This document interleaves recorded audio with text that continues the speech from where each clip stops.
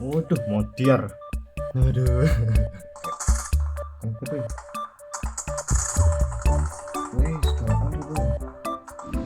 Saya yakin kalian semua pasti pernah berpikir atau seenggaknya kepikiran pengen punya segalanya. Maksudnya mempunyai satu device yang serba bisa ngapain aja. Ya, nggak salah karena memang itu adalah sifat asli manusia. Padahal kita yang dijuluki makhluk paling sempurna. Tapi nyatanya punya kecenderungan serakah. Eits, jangan salah, kita nggak ada niatan untuk menyiarkan agama.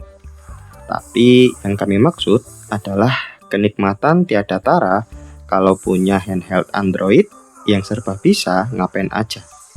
Sebut saja konsol all-in-one.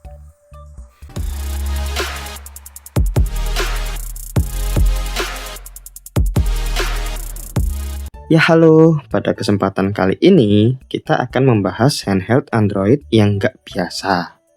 Konon katanya form factor seperti ini digadang-gadang serupa dengan konsol yang pernah berjaya di eranya, yaitu NDS, 3DS, dan turunannya. Menggunakan bentukan clamshell, engsel flip yang serupa. Apa benar bisa menikmati buah manis yang sama? Ini dia Retroid Pocket Flip 2. Yuk simak videonya, bisa ngapain aja sih dia?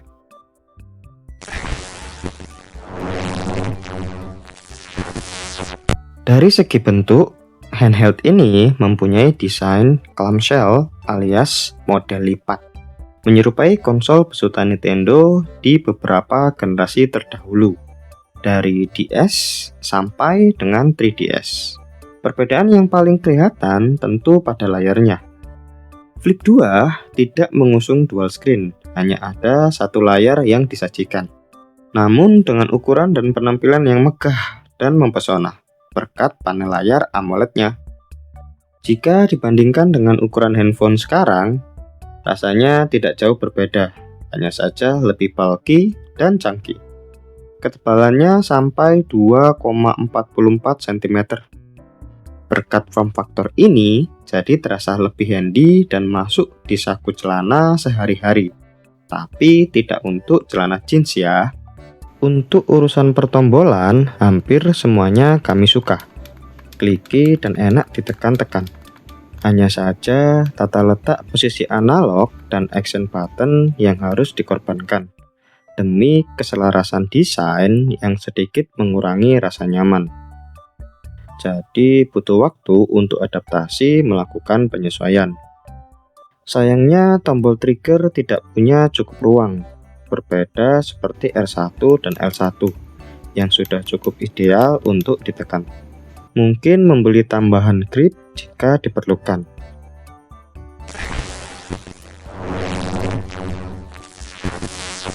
Mengenai operating system, sebenarnya sudah kami bahas di Retroid Pocket 4 Pro pada video sebelumnya. Ini ibaratnya adalah sebuah rumah. Kalau kamu sudah tinggal lama, pasti tahu isi luar dan dalamnya. Menggunakan sistem operasi Android 13, membuat kita bisa lebih merasa nyaman serta luas dalam bermanuver. Tak hanya mengunduh emulator, aplikasi hiburan seperti YouTube, Netflix, hingga cloud gaming juga bisa dilakukan. Selain itu, software-software yang tertanam pada Retroid Pocket Flip 2 terasa sangat matang, berbeda dengan handphone. Jadi sudah disesuaikan peruntukannya untuk handheld device. Mulai dari setting penyimpanan game yang bisa dipindahkan ke external storage, setting performance, kecepatan kipas, hingga mapping controller. Jika game tidak support, sudah tersedia. Tidak perlu repot-repot mengunduh aplikasi pihak ketiga. Pengalaman kami saat mengaktifkan mode high performance dan mengatur kecepatan kipas ke mode sports akan sangat menguras energi baterai. Bahkan suara kipasnya terdengar seperti mesin pesawat yang mau lepas landas. Kalau memang untuk show off di depan umum, cukup aktifkan saja tombol RGB pada analognya. Lumayan kelihatan keren untuk mencuri perhatian.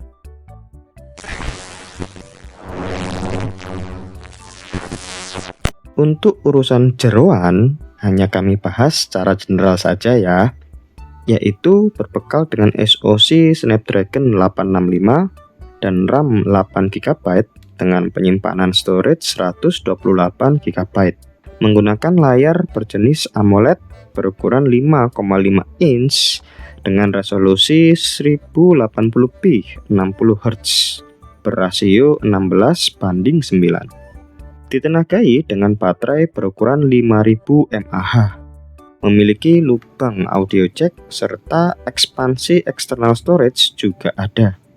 Port yang tertanam selain sudah USB 3.1 yang sudah cukup cepat, juga bisa untuk display out.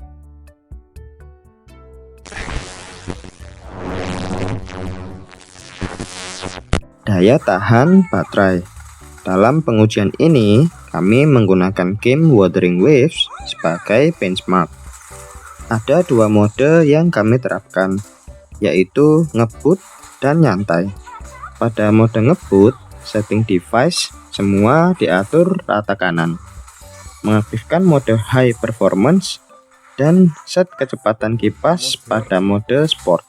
Setting game, grafik maksimal rata kanan dengan set ke 60 fps. Kondisi awal baterai berada di 86%. Saat scene fighting intense, FPS sempat turun ke 47-an. Di arena terbuka tanpa banyak aksi bisa naik menyentuh 58 sampai 60 fps.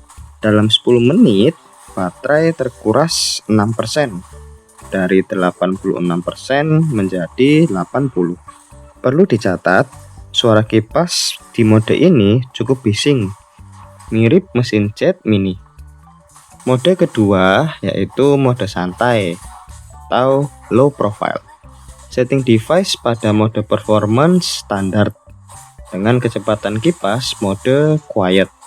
Setting game menggunakan preset balance dan 30 Hz. Persentase baterai mulai dari 78%. Dalam 10 menit, baterai hanya turun 3%. Dari awalnya 78% ke 75%. Tentu, FPS yang ditawarkan juga cukup stabil, yaitu 30-an. Estimasi waktu main dengan performance standar dan kecepatan kipas quiet, kamu bisa memainkan Wuthering Waves kurang lebih 5 jaman.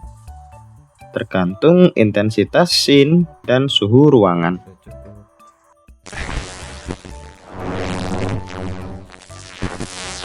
User experience memainkan kebanyakan library game konsol tidaklah mudah, tentu sangat berbeda. Apalagi untuk kamu yang baru terjun di dunia peremulatoran. Sepertinya perlu sedikit usaha ekstra. Kenapa?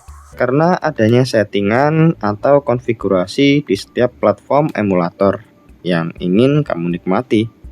Mulai dari driver, keys, dan firmware konsol itu sendiri. Bahkan tak jarang setiap game memiliki konfigurasinya sendiri. Ada juga yang sampai jual jasanya. Berkunjung di setiap komunitas dan rutin lihat video tutorial mungkin bisa membantumu terbiasa menemukan solusinya. Berbeda dengan konsol original yang tinggal main aja. Berikut beberapa game yang sempat kita coba selama beberapa minggu. Mulai dari game Android, peremulatoran, bahkan game PC. Silahkan nikmati scene videonya.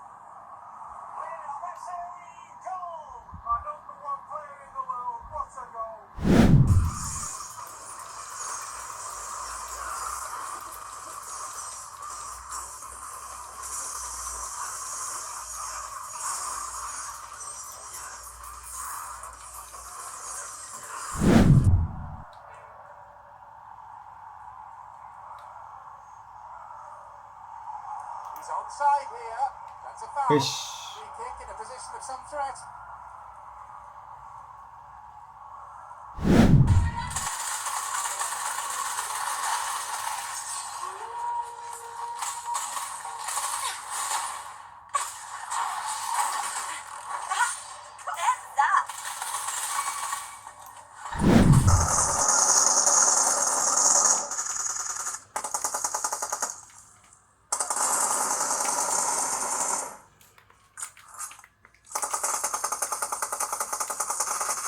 Waduh, modern.